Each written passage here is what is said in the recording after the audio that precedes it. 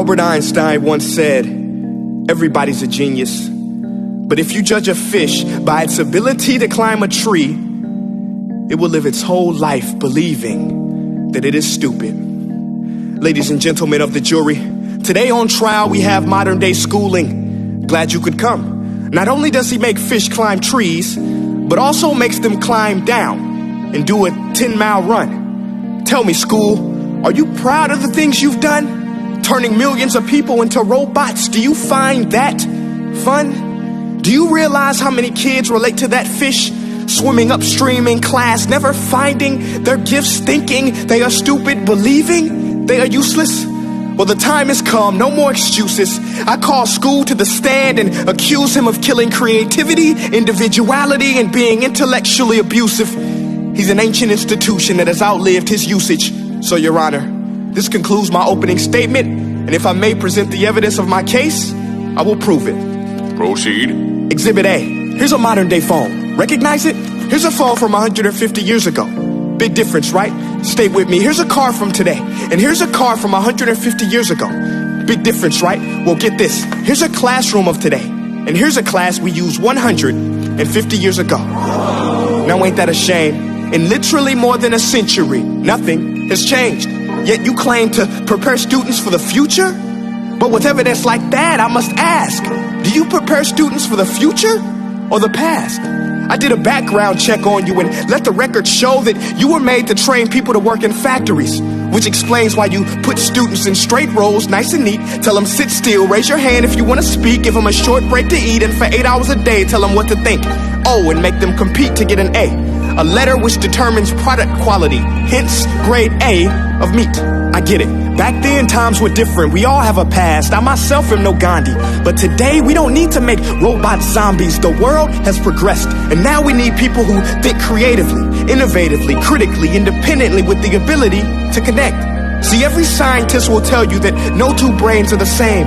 And every parent with 2 or more children will confirm that claim. So please explain why you treat students like cookie cutter frames or snapback hats, giving them this one-size-fits-all crap. Watch your language. Sorry, Your Honor, but if a doctor prescribed the exact same medicine to all of his patients, the results will be tragic. So many people will get sick, yet when it comes to school, this is exactly what happens. This educational malpractice, where one teacher stands in front of 20 kids, each one having different strengths, different needs, different gifts, different dreams, and you teach the same thing the same way? That's horrific. Ladies and gentlemen, the defendant should not be acquitted. This may be one of the worst criminal offenses ever to be committed. And let's mention the way you treat your employees. Objection. Overruled. I want to hear this. It's a shame. I mean, teachers have the most important job on the planet, yet they're underpaid? No wonder so many students are short-changed. Let's be honest. Teachers should earn just as much as doctors, because a doctor can do heart surgery and save the life of a kid. But a great teacher can reach the heart of that kid and allow him to truly live. See, teachers are heroes that often get blamed, but they're not the problem. They work in a system without many options or rights.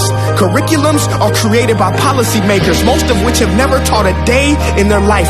Just obsessed with standardized tests. They think bubbling in a multiple choice question will determine success. That's outlandish. In fact, these tests are too crude to be used and should be abandoned, but don't take my word for it. Take Frederick J. Kelly, the man who invented standardized testing, who said, and I quote, "These tests are too crude to be used and should be abandoned." Ladies and gentlemen of the jury, if we continue down this road, the results will be lethal. I don't have much faith in school, but I do have faith in people.